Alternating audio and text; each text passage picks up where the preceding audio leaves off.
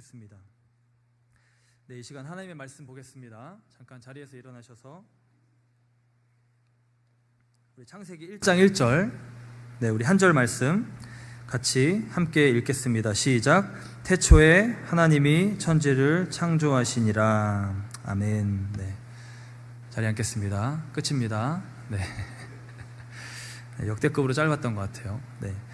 지난주에 제가 말씀드린 대로 우리 바이블 베이직 성경을 이렇게 좀 간략하게 오버뷰, 서베이 하는 시간을 가지려고 하는데, 첫 번째 오늘 시간의 주제는 창조라고 했습니다. 창조. 이 성경이 제가 지난 시간 하나님의 계시다, 그죠? 하나님이 있다, 계시다 말고 revelation, 하나님의 계시다. 두 번째 하나님의 영감, inspiration이다. revelation, inspiration, 이 두 가지가 성경을 깨닫는, 성경을 아는 굉장히 중요한 단어라고 했는데요. 성경이라는 이 계시의 첫 시작은 창조로 시작합니다. 태초에 하나님 천지를 창조하셨다. 그리고는 그 6일간들의 날들이 나오고 7일째 안식하셨다라는, 쉬셨다라는 말씀이 나옵니다. 창조에 관해서 사실 해야 될 이야기가 되게 많아요. 근데 제가 5번 바이블 베이직 한다고 그러면 지금 성경 전체를 5개로 이렇게 요약하면요, 오늘 아브라함 전까지는 커버를 해야 되거든요, 원래 진도상. 근데 창조 이야기만 하다 끝날 것 같아요. 그래서 네, 그래도 어느 정도 초반에는 창세기 이야기는 성경 통독을 하다가 실패하는 경우에도 창세기는 읽고 끝나기 때문에, 많은 경우. 그래서 아담과 하와 그 둘이 이제 하나님 앞에 죄짓고 에덴 쫓겨나고 이런 내용들은 아시죠? 제 말이 너무 빠른가요? 아내가 지난주도 그러더라고요. 항상 그렇지만 1.25배속으로 듣는 것 같아. 이렇게 조금 천천히 하려고 그러는데 갈 길이 멀다 보니. 네, 아담과 하와가 낳은 아들들 둘 누구였죠? 아시잖아요. 가인과 아벨, 그죠? 그래서 가인이 아벨을 죽이잖아요, 그죠? 네, 죄가 들어오고 다 알죠? 그래서 그때부터 한켠에는 하나님의 역사가 계속 아벨이 죽고 셋이라는 또 다른 아들을 통해서 이제 진행되고요. 다른 한켠에는 인간의 역사가 진행됩니다. 이 두 개가 계속 창세기, 출애굽기 계속 가요. 이 셋이라는 아들을 통해서 하나님과 동행했던 에녹도 등장하고, 에녹은 참고로 seventh generation입니다. 아담의. 그리고 홍수 사건을 겪은 방주를 지었던 노아는 10번째고요. 이 노아 홍수 사건이 막 인간들이 하나님을 대적하고, 이쪽에 인간의 그 라인에서 하나님 대적하고 막 죄 짓고 막 그러다가 회개의 그 가능성이 없어진 상태. 그래서 그걸 창세기가 인간이 더 이상 영이신 하나님과 교통할 수 없는 육체가 돼버렸다, 짐승과 같이 돼버렸다, 이렇게 이제 표현하는데, 그 상태가 되어서 하나님께 심판을 받는 사건들이 나옵니다. 노아의 때나 나중에 소돔과 고모라, 아브라함의 때, 또 우리가 모르긴 몰라도 지금 우리의 시민의식, 도덕의식, 우리가 이렇게 많이 이게 갖춰져 있잖아요. 그래도 이 안에 많은 어떤 사람들의 기여나 또 기독교의 영향도 있고, 우리의 그런 시민의식인 도덕심으로 봤을 때 그 당시에 노아의 때나 소돔과 고모라의 경우에 그들의 상태는 모르긴 몰라도 엉망이었을 겁니다. 네, 성경의 묘사는 진짜 처참합니다. 네, 그렇게 인간들이 브레이크 없이 계속 죄를 지은 거예요. 그리고 바벨탑도 쌓으면서 하나님처럼 되려고 막 올라가는 그 무서운 역사가 한쪽에 계속 흐르고, 다른 한편에는 그 가운데 그 중심이 의롭고 온전하고 선한 이들, 그 사람들을 하나님께 친히 불러서 그 구속의 역사를 이어가십니다. 하나님 죄 짓고 나서 그냥 포기하신 게 아니라 바로 이 구속의 역사를 시작하시는데, 그 역사를 위해서 계속 흘러간 하나님 백성의 이야기가 있습니다. 그래서 에녹도 노아도 창세기 12장에서 본격적으로 등장하는 이 아브라함도 그 경우입니다. 이렇게. 그래서 아브라함은 아담의 20대 손이라고 보시면 됩니다. 그러니까 7대, 10대, 20대 이렇게 중요한 굵직굵직한 인물들이 나왔습니다. 그래서 이게 기본 스토리예요. 네, 커버한 거예요 지금. 이렇게 얘기하고 우리 창조에 대해서 조금 더 깊게 들어가 보도록 하겠습니다. 오늘은 창조가 나올 때마다 제가 Q&A 작년에도 할 때도 그렇고 뭐 평소에도 종종 질문을 들어요. 네, 저희 아들도 지금 얼마 전에 질문했어요. 그러니까 학교에서 지금 우주를 배우고 있거든요. 그리고 또 교회에서는 제네시스를 배웠어요. 이게 어떻게 같이 되는 거냐, 이게 어떻게 내가 어떻게 이해를 해야 되냐. 그래서 이 질문을 많이 받고, 제가 또 사실 하반기에 창세기를 하려고 했지만 저희 교회 지금 상황이 바뀌어서 담임 목사님 부재한 상황에서 결국 이렇게 저희가 계속 그걸 하나를 할 수 있을까 싶은 생각이 들어가지고 오늘 설교 때 또 이 바이블 베이직을 하는 이 시간에 짧게나마 나누려고 합니다. 오늘 설교 첫 번째 포인트입니다. 첫 번째 포인트는 창세기의 선언입니다. 그러니까 창세기가 진짜 말하고자 하는 바가 무엇인가? 창세기가 정말 무엇을 말하는 것인가? 창세기 1장 1절 본문에 굉장히 흥미로운 부분이 있습니다. 창세기 1장 1절만 완료형으로 쓰여졌고요. 그 뒤에 나오는 모든 동사들은 다 미완료입니다. 한마디로 그 뒤에 첫째 날, 둘째 날 창조에 대해서 말할 때 계속해서 설명하는 바는, 그러니까 일련의 어떤 그 제한되지 않은 어떤 그 사건을 쫙 설명한다는 거예요. 우리 시대에 가장 영향력 있는 기독교 변증가 중 한 명인 존 레녹스라는 사람이 있습니다. 옥스퍼드 대학교의 수학 교수인데 이분이 참고로 그 동료 교수인 리차드 다킨스가 같은 대학에 있잖아요. 근데 둘이 이제 그 공개 토론을 여러 번 사실 했는데, 더킨스가 신앙을 갖는 것이 반지성적인, 이거는 레셔널한 액티비티가 아니다, 그렇게 얘기했을 때 이것을 이제 설득력 있게 반지성적인 행위가 아님을, 굉장히 지성적인 행위임을 설득력 있게 증명해서 도킨스로 하여금 그럴 수도 있겠네 라는 반응을 끌어낸 사건으로 유명합니다. 그 이유는 사실 윌리엄 레인 크레이그나 존 레녹스나 누구랑도 사실 잘 안 해요, 토론을, 더킨스가. 근데 이 레녹스가 창세기 1장에 대해서 자신이 옥스퍼드와 케임브리지에 있는 대학교 히브리어 교수들에게 물었대요. 페어 하려고. 네. 그리고 놀랍게도 그 두 학교의 교수들이 같은 대답을 내놨대요. 네. 영국식 유머 같아요. 이 두 학교 서로 너무 극한 라이벌이니까요. 그리고 그 두 학교의 교수가 동의했던 바가 바로 지금 제가 말씀드린 이겁니다. 창세기 1장 1절의 9절만 히브리 원어로 완료형이며, 그 뒤로부터 나오는 모든 그 창조에 대한 그 묘사는 미완료형인데, 이것은 제한되지 않은 시간, indefinite, 무기한의 시간 동안 벌어지는 것을 의미하며 하나님의 창조의 스케일을 그와 같이 설명하고 있는 것이다 라고 이 두 학교의 교수가 얘기했다. 그리고 이 창세기 1장 1절은 창세기에 나오는 모든 창조 내용에 대한 일종의 요약 선언이라는, 서머리를 먼저 딱 디클레레이션을 하고 그 이후에 쭉 나오는 1장 2장 다, 사실 1장 2장을 자세하게 우리가 볼 수는 없지만 반복되는 부분들이 있습니다. 그러니까 그냥 우리로 말하듯이 이렇게 인트로덕션 있고 그 다음 나가는 게 아니라 어떤 선언을 하고 마치 이렇게 서클로 가는 거예요. 한 번 돌고요, 요약해서 한 번 더 크게 돌고요, 한 번 더 크게 돌고요. 실제로 그렇게 볼 수 있습니다. 창세기가 21세기 우리가 갖고 있는 과학적이고 역사적인 관점에서 하나님의 창조에 대해서 서술을 하려고 하는 것이 아니라, 이 성경의 원어 자체가 말하는 바는 어떤 시간이든 whatever, 어떤 그 시간이든 그 모든 시간 속에서 하나님께서 그 창조주라는 주권을 가지고 만물을 창조하셨음을 선언하는 거라는 거죠. 사실 하나님의 창조는 지금도 벌어지고 있고요, 예수 그리스도의 구속 사건은 New Creation, 새 창조입니다. 창조 사역의 완전판입니다. 우리가 다 인간이지만 우리가 다 그냥 인간이라고 인간이 아니잖아요, 그죠? 아유, 인간 좀 되라 이러잖아요. 그러니까 이 기독교는, 사실 이 기독교를 온전히 우리가 제대로 알고 제대로 믿으면 사실 어떻게 돼야 되냐면, 신학자들 말하듯이 더 온전한 휴머니티를 가져야 돼요. 그러니까 기독교를 믿었는데 마음이 더 강팍해지고 완악해지고 옆에 이웃에 대해서 돌아보지도 않고 어떤 맡겨진 어떤 피조 세계에 대해서 돌아보지도 않고 막 남이사 무슨 어떤 일을 겪든 이러면 사실 기독교의 복음이 그 사람 안에서 제대로 경험이 되지 못하는, 그러니까 자기 욕심에 그냥 나 죽어서 천국 가야 되겠다, 나 불안한데 무서운데, 그 티켓만 받으려고 해서 그렇지, 역사 속의 진실한 크리스천들은 그 삶 자체가 어떤 무언가 메시지를 가졌어요. 네. 진짜 하나님의 우리 바르트가 말한 대로 하나님의 인간성이라고 하는데, 그 인간성을 갖고 있는, 예수 그리스도 안에 나타난, 오늘 우리가 창조한 찬양한 것처럼 창조하신 모습 떠난 우리를 예수님답게 빚으소서.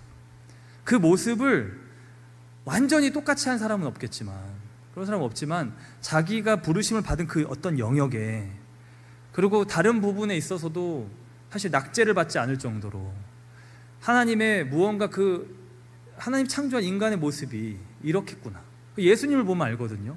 그죠? 그 예수님의 모습을 닮아간 거예요.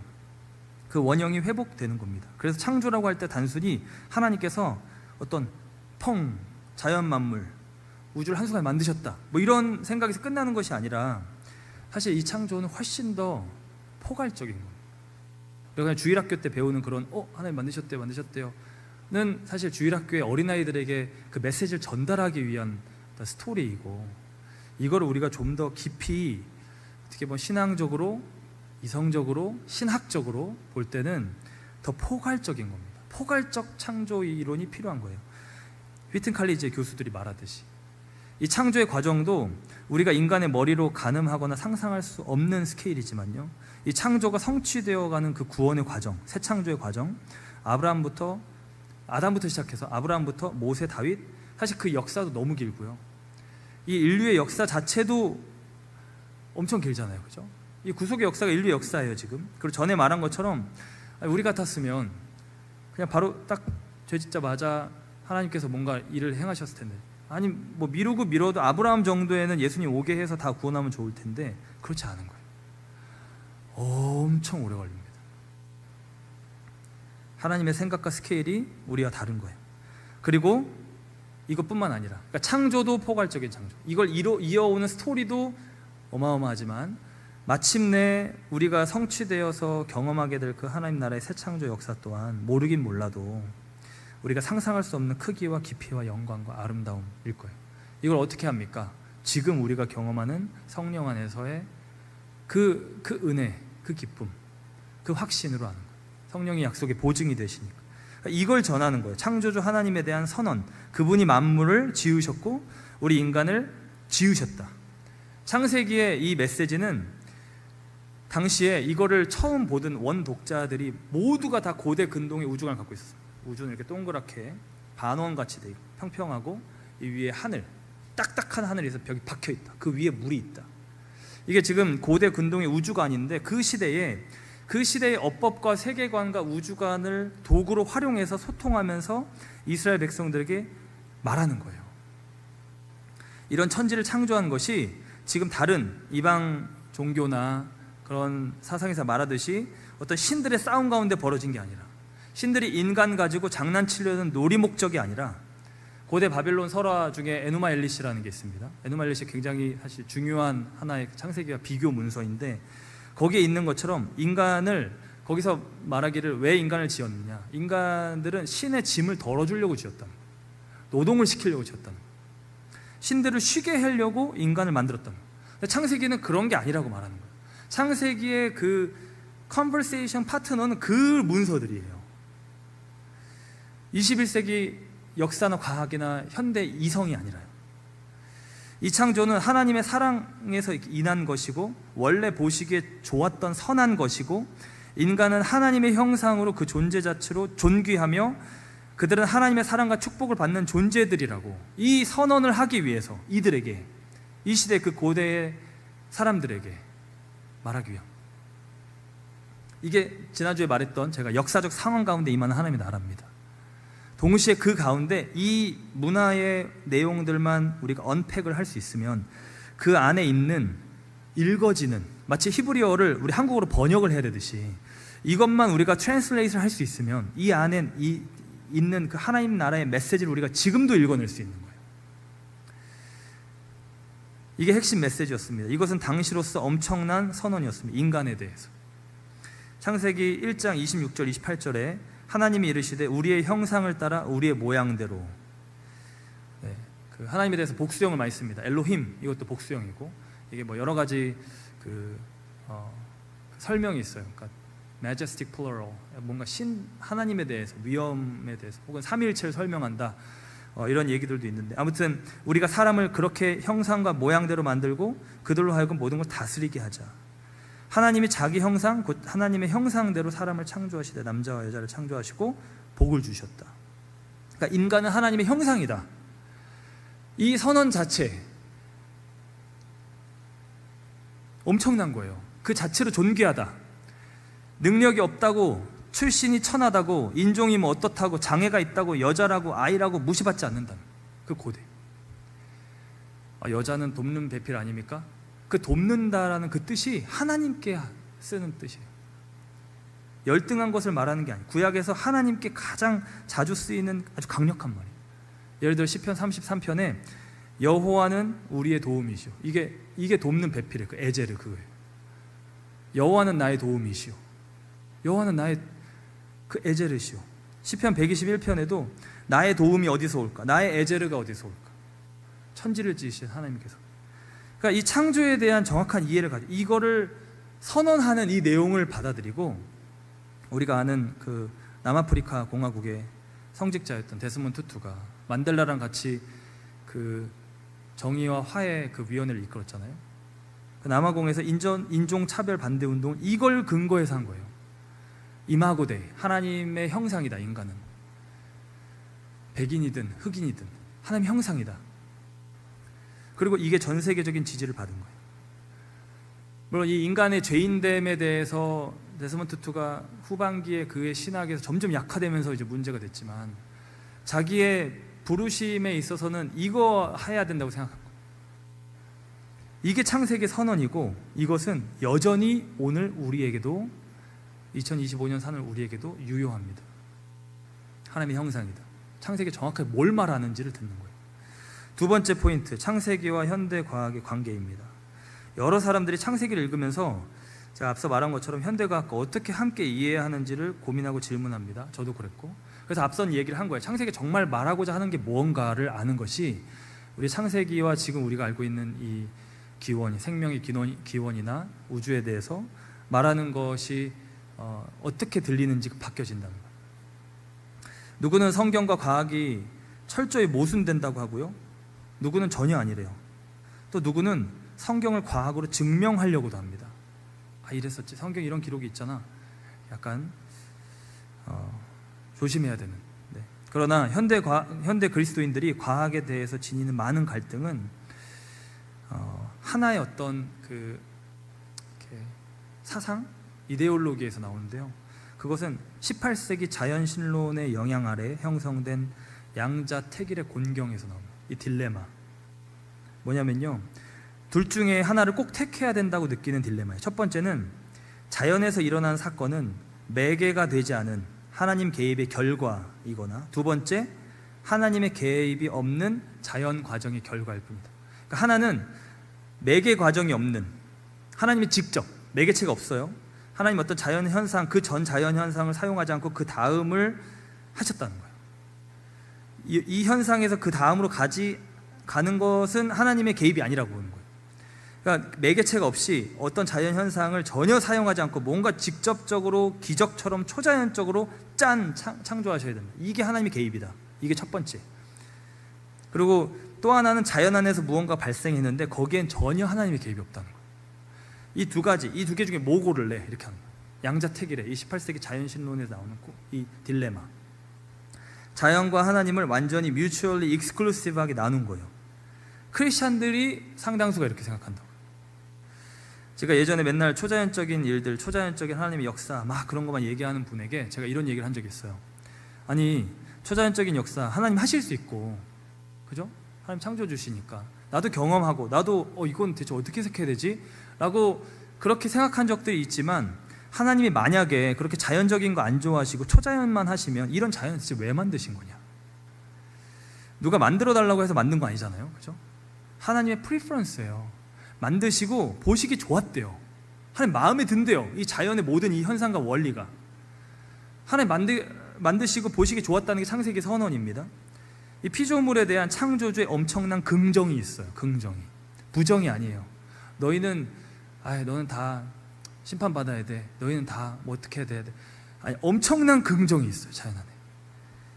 그러니까 서로 대척점에 있는 이 두 개의 초이스로만 자연 세계를 볼 필요가 없다는 거예요. 왜 이렇게 우리가 자꾸 이렇게 봐야 될 것만 같이 느끼는 거냐? 아까 말한 그 18세기에 형성된 그 자연신론의 영향 아래 그것이 교회 안에 어떤 여러 가지 방식으로 또 스며들고, 저도 어릴 때 그런 경험을 했지만 그걸 받아들이든 아니면 반작용으로 튀어나가든. 제가 유스 사역을 하던지 한국에서도 우리 아이들 사역을 하면 이 과학의 내용에 접하면서 신앙을 떠나는 경우들이 있어요. 네. 이 영향 아래 있기 때문에 그렇습니다. 꼭 그 두 개 중에 하나 선택할 필요가 없다는 거예요. 그러니까 크리스찬 과학자들은 도리어 반대로 얘기합니다. 자신들이 하는 그 과학의 연구가 그들의 신앙을 더 깊고 풍성하게 했대요. 여러분 아이작 뉴턴 아십니까?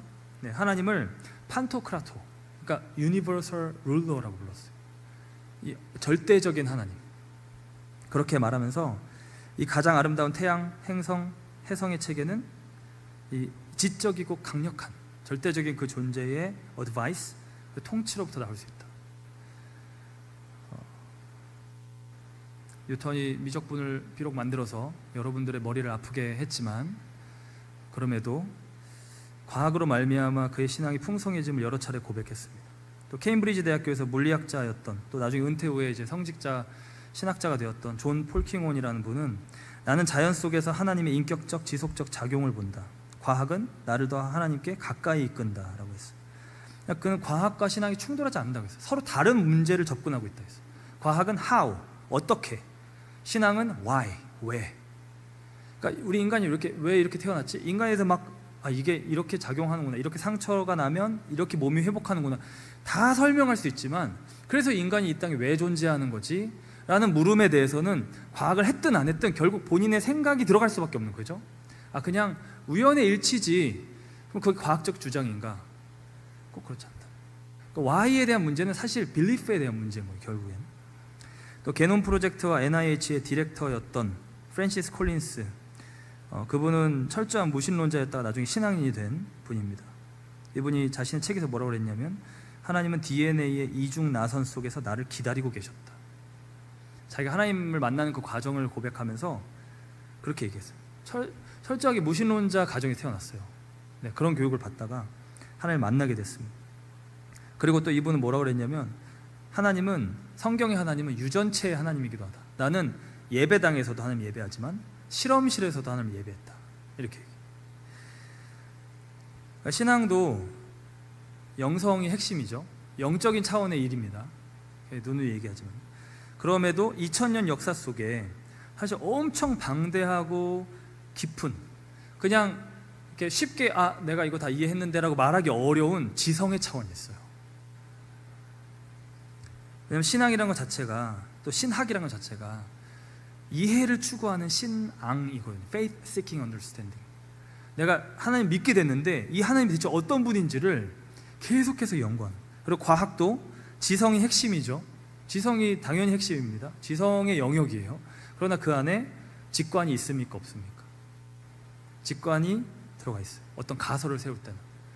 아인슈타인도 그 시계 보면서 순간 그 상대성 이론의 핵심을 딱 떠올릴 때 순간적으로 직관의 영역이 있잖아요. 그렇게 교차되는 지점들이 있지만 그럼에도 신앙과 과학은 여전히 다른 영역이. 하나는 기본적으로 물질 세계, 하나는 비물질 세계. 그러니까 다른 영역으로 이 실존이라는 이 궁극적 실체, 이 세계에 대해서 접근하는 거고 이해하는 방식입니다. 서울대학교 물리학과 재원호 교수님, 제가 1일 수련회 때 한번 소개했는데 과학에 대해서 이분이 뭐라고 그러냐면 과학과 신학은 상호 보완적이다 라고 했어요. 그러니까 충돌하는 게 아니라는 거예요. 충돌을 할 필요가 없다는 거예요. 충돌하게끔 만든 게 우리의 어떤 일종의 오해였다는 거예요. 과학은 보이는 현상에서 시작해서 그 뒤에 숨겨져 보이지 않는 어떤 궁극적 실체를 찾아가는, 연결하고자 하는 과정이라면 반대로 신앙은 보이지 않는 것에서 출발해서 자연, 사회, 현상에까지 새로운 이해를 제공한다. 이마고 데이, 인간이 하나님의 형상이라는 그 어떤 선언으로부터 시작해서 우리의 삶의 자리, 사회, 현상, 우리가 살아가는 이 현실 안에 새로운 이해를 제공하는. 그러니까 과학과 신학은 각각 다른 출발점과 접근 방식을 갖고 있지만 이 진리를 향해 나아가는 두 개의 통로라는 거예요. 상호 보완적이라는 거예요. 과학은 하나님으로 인해서 위협을 받는가? 위협받지 않아요. 풍요로워진다. 이 크리스찬 과학자들 고백에 의하면. 신앙은 과학에 의해서 위협받는가? 위협받겠죠. 그 양자택일의 공경이 있으면. 사실 그렇지 않다는 거예요. 역시 신앙 역시 과학에 의해서 위협받지 않고 더 풍요로워질 수 있다는 거예요. 예를 들어서 제가 앞서 말한 창세기 6일 창조와 이 우주의 그 138억 년에 이 지금 이 미스매치가 있잖아요. 여기에 대해서 저도 대학부 때 늘 사실 제가 있었던 대학이 공대 중심의 대학이었기 때문에 과학자들이 있었기 때문에 저희들도 늘 우리 집사님들한테 막 질문했던 그런 부분들이에요. 크리스찬들도 고민하고 나름의 답을 다 내놓습니다. 그 하루가 그 하루냐, 그 요미라는 그 단어가 그거냐, 다 이미 어떻게 보면 이론들이 돼 있고 제가 느끼기에는 좀 끝난 컨버세이션이에요. 어느 정도. 또 무신론자들도 그거 읽자마자 저에게 얘기했던 친구들도 그거 읽자마자 못 믿겠다.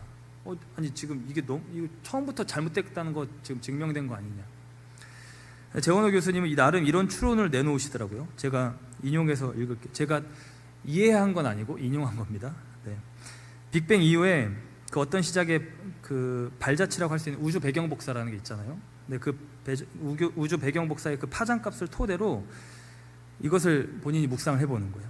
빅뱅하고 그 물질이 생긴 그 시점, 그 핵을 구성하는 그 쿼크가 생긴 그 시점을 기준으로 했을 때 그 양성자를 구성하는 그 쿼크의 에너지로부터 초기 우주의 온도를 예측할 수 있대요. 스위스 제네바에 있는 그 거대 입자 가속기에서 이걸 측정한 값이 있대요. 그것에 의하면 초기 우주의 첫 물질 입자의 에너지는 대략 1기가 전자볼트이고 이걸 온도로 말하면 10의 13승 절대 온도였을 것이라고 해요. 그 말은 지금보다 온도가 3조 배 높은 것이다 라고 추정합니다. 이걸 가지고 추론을 하는 거예요. 그러면 초기 우주의 그 시계는 지금보다 3조 배 정도 느리게 흘렀을 것이며 빅뱅 후 첫 물질이 생겨났을 때 1초는 지금 우리의 9만 년 정도라고 생각해 볼 수 있다. 물론 이렇게 절대 환산하는 게 정확하지 않을 것 같다는 생각이 저도 읽으면 드는데 본인도 스스로 이게 그런 것이다 이렇게 얘기를 하긴 하지만요. 아무튼 우주의 팽창과 더불어 온도가 급격히 낮아졌고 그 팽창 속도도 줄어들었기에 이것과 관련해서 현대과학이 아는 바를 바탕으로 대략 계산하면 태초의 첫날 24시간 약 80억 년이고 둘째 날은 40억 년, 셋째 날은 20억 년 이렇게 된다는 거예요. 그러니까 창세기 6일 창조가 이 우주 나이 138억 년과 어떻게 매치되냐고 많은 이들이 고민할 때 과학자인 이분은 그냥 혼자 과학적 기반의 상상 혹은 묵상, 추론을 해보는 겁니다. 이런 설명으로 우리의 의문이 금세 깨끗하게 다 해결되지 않을 거라는 거 이분은 스스로 말하고 있지만 이분이 말하려고 하는 바는 신앙이든 과학이든 그래서 어떻게 된 건데, 그래서 진짜로 어떻게 된 건데 라는 것을 각각의 방식으로 과학과 신앙이 다 접근하는 바이기 때문에 이 시간에 대한, 우주의 탄생에 대한, 물리학에 관해서 본인이 아는 어떤 과학적 이해를 가지고 성경을 바라보는 이 어떤 좀 풍성한 관점을 가져볼 수 있었다. 이거를 이게 뭐지? 고민, 갈등, 곤경, 계속 이런 게 아니라 이 두 가지가 서로 각각 다른 어프로치를 한다는 걸 생각하고 컨버세이션을 하기 시작합니다. 창세기는 6일 과학인데 과학은 138억 년? 그럼 성경이 거짓이네? 그냥 끝. 혹은 신앙을 지키려고 과학 어떻게 그렇게 다 믿어? 끝. 이게 아니라는 거예요. 네. 사실 성경은 신적 권위를 가진 책입니다. 네. 이거는 하나님의 성령이 우리 안에 역사할 때 경험되는 걸 또 알 수 있어요. 엄청난 확신과 믿음. 이 성경 자체가 진리였구나. 이거를 가장 이 성경에 대해서 의심했던 사람들이 성령의 역사를 경험하고 나와서 고백하는 거예요. 그러니까 다른 차원, 그러니까 신적 차원의 고백이에요. 이게 신적 차원의 권위를 경험했을 때. 동시에 과학은 여러분들이 다 이미 우리 과학자들이 너무 많기 때문에 저보다 더 잘 아시겠지만 믿을만 하잖아요. 일관된 관측이 있잖아요. 그죠? 그 안에 인티그리티가 있잖아요. 피어 리뷰가 있잖아요. 그러니까 이런 어떤 그 내용들을 가지고 우리가 이 하나님의 창조에 대해서 사실 풍성하게 생각해 볼 수 있는, 일일 수련회 때 제가 소개했던 내용, 빛에 관한 거였습니다. 이분이 말한, 재원호 교수님 말한 빛이 물질성과 비물질성이 동시에 공존한다는 거예요. 그러니까 질량이 없으니까 비물질이면서 에너지라는 물질성이 있다는 거예요. 그러니까 이 빛의 속도는 절대성 또 유일성을 가지는데 우리가 이게 속도가 빨리 가면 갈수록 시간이 더 줄게 되잖아요. 그러니까 우리가 빛의 속도로 가는 건 불가능하지만 만약 누군가가 그 빛 가운데 있다고 가정을 하면 시간은 천천히 갈 텐데 어디까지 천천히 가는가? 완전히 정지되는 그 순간까지. 그래서 이것을 영원한 현재라고 부를 수 있다는 거예요. 이 빛 안에 이것은 유한한 값이지만 무한한 시간이 포함되어 있다는 거예요. 과거, 현재, 미래가 한 점으로 뭉쳐 있다. 근데 자기가 보니까 역사 속에서 내가 빛이다라고 말한 분이 한 분 계시다는 거예요. 나는 생명의 빛이다. 나는 세상의 빛이다. 우리 주님이 그렇게 말씀하셨다는 거예요. 요한일서 5장에도 요한일서 1장 5절에도 하나님은 빛이시라 이렇게 말해요. 그러니까 창세기에서 하나님께서 창조하신 첫 번째 창조도 뭐였습니까? 우리 인간으로 생각하면 그 당시 고대 생각으로 하면요, 일단 땅을 놓고 하늘을 놓고 생각할 텐데 창세기 첫 번째 선언은 Let there be light이에요. 빛이 있으라요. 히포는 지역입니다. 북아프리카 히포라는 지역에 아우구스티누스라는 신학자가 있었습니다. 4세기에 굉장히 옛날이죠. 어거스틴이라고 불리던 물리학자가 아니고요, 그냥 신학자입니다. 전에 제가 한번 얘기했던 완전히 그냥 방탕하게 살다가 하나님 앞에 돌아온 아주 전형적인 회심의 인물인데, 그분이 고백록이라는 책을 썼습니다. 근데 그분이 하나님을 묵상하다가 이런 말을 했어요. 하나님의 영원성이라고 하는 것은 우리가 시간이라고 규정한 시간이 가진 어떤 성질이 아닌 어떤 다른 성질을 가진 시간, 즉 무한하게 분산되며 미래에서 다가와 현재를 거쳐 과거로 부단히 흘러간 성질이 아닌 그와는 다른 성질을 가진 어떤 시간이다. 주님의 세월은 불과 한 날, 베드로후서 3장 8절에 말 있죠. 한 날이며 주님의 날은 되풀이되지 않고 언제나 오늘이옵니다. 주님의 오늘은 내일에게 자리를 양보하지 않고 어제를 뒤쫓아가지 않나이다. 주님의 오늘은 영원입니다.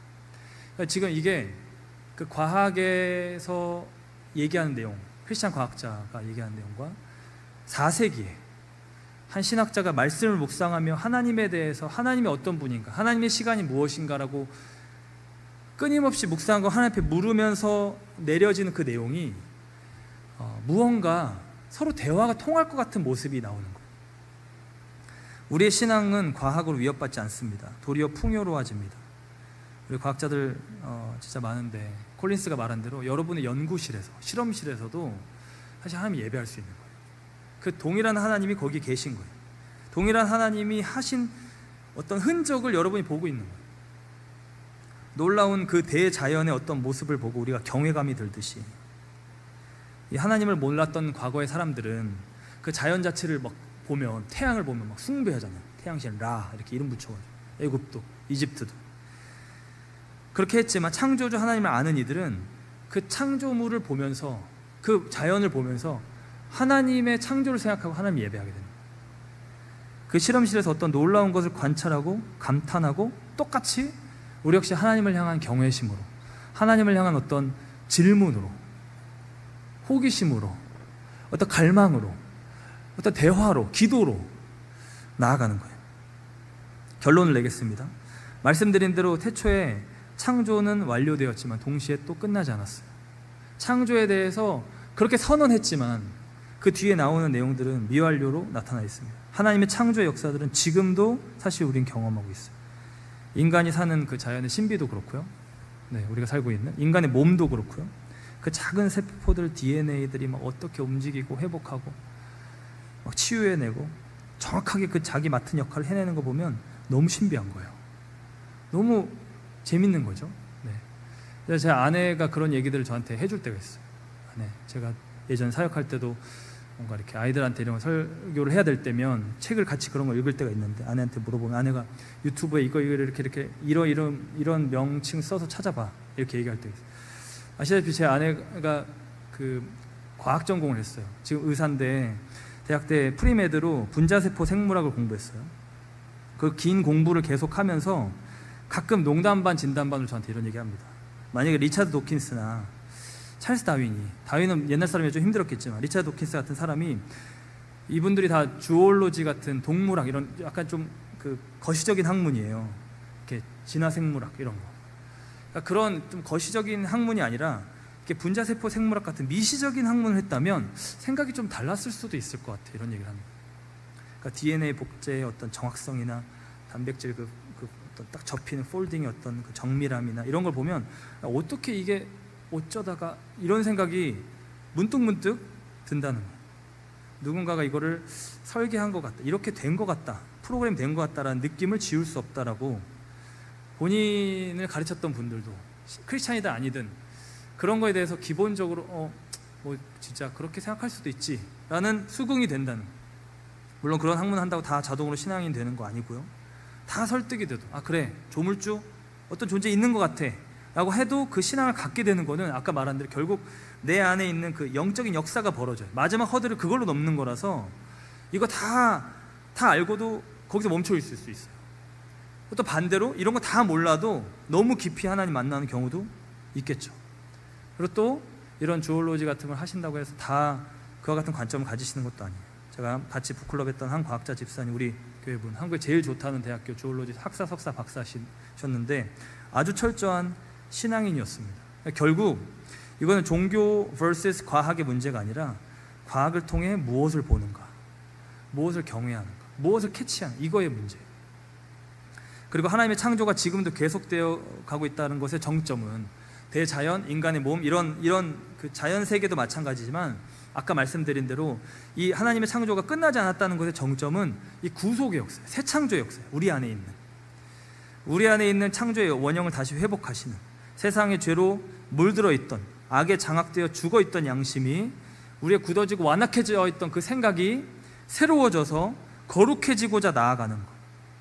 내가 절대 용서 못해라고 생각했던 사람이 은혜를 받으면서 갑자기 예수님의 마음이 임해서 용서가 되는 거예요. 자, 그런 케이스 여러 번 들었습니다. 우리 둘로스 안에서도. 처음에 용서 설교 처음 했을 때 목사님 저 근데 참고로 이런 일이 있었고 절대 저는 그 부분은 죄송하지만 저는 하나님께 그냥 얘기를 했습니다. 근데 그 두 번째, 세 번째, 네 번째 바뀌어가는 거예요. 나중에 와서 얘기해요. 저 용서했습니다. 삶의 깊은 절망 속에 인생을 스스로 마감하려다가 삶의 목적을 찾아서 다시 그 생명을 붙잡고 살아가는 일들, 내 안에 없던 거 만드시는 거예요. 내 안에 없던 거 본인이 얘기하고 있었어요. 저 제 안에 그런 거 없습니다. 저 못합니다. 절대. 이 창조가 히브리어로 바라라고 전에 말씀드렸죠. 없던 걸 만드는 거를 바라라고 합니다. 하나님께만 붙이는 동사예요. 이 세상을 창조하시는 것만 그러신 게 아니라 내 안에도 그러신 거예요. 내 안에 없던 의로움, 내 안에 없던 사랑, 내 안에 없던 하나님의 나라, 내 안에 없던 소망, 내 안에 나밖에 없었는데 하나님을 넣게 하시고, 내 안에 나밖에 없었는데 다른 사람이 들어오는, 내 안에 나의 어떤 성공이나 야망이나 욕심밖에 없었는데 하나님의 선하신 뜻이 들어오는, 내가 뭔가 좀 진짜 남들에게 도움을 주고 싶은 일을 하고 싶다라는 생각이 그냥 배워서 그게 좋지라고 해서 받아들인 게 아니라 정말 내 안에 불타는 소명과도 같이 들어오는 그런 것을 경험할 때 우리는 사실 창조주 하나님을 경험하는 겁니다. 이걸 경험해야 기독교를 제대로 경험한 거예요. 이걸 하나님의 새 창조 역사를 경험해야 진짜 하나님을 경험한 거예요. 구원의 역사도, 우리를 거룩하고 성숙되게 빚어 가시는 것도, 우리 안에 계셔서 그 하나님의 선하신 뜻을 이뤄 가시는 것도 모두 그 창조주 하나님, 모든 세계를 창조하신 그 하나님의, 동일한 하나님의 역사입니다. 사랑하는 우리 청년 여러분, 우리는 이 자연 세계 안에서, 이 창조 세계 안에서 살아가고 있습니다. 그 안에서 살 뿐만 아니라 그 창조주 하나님이 우리 안에 사십니다. 우리 안에서 역사하신다. 성경은 그렇게 말합니다. 여러분이 경험하고 있는 창조주 하나님은 어떤 분입니까? 여러분이 경험하고 있는 자연 세계에서, 여러분의 어떤 부르심의 자리에서 경험한 창조주 하나님, 여러분 가정에서 경험한 창조주 하나님, 여러분 개인의 심령 안에서 경험한 그 하나님, 어떤 분입니까? 이 광대한 우주와 신비로운 자연과 하나님의 형상으로 지음받은 우리 자신, 또 서로를 바라보며 하나님의 그 창조주 되심을 어떻게 발견하고 있습니까? 그 창조주 하나님을 발견하고 계십니까? 하나님께서 이루셨고 이뤄가고 계시는 이 모든 피조세계의 창조, 이 귀한 사역을 여러분은 깨닫고 있습니까? 우리 함께 이 시간 기도하겠습니다.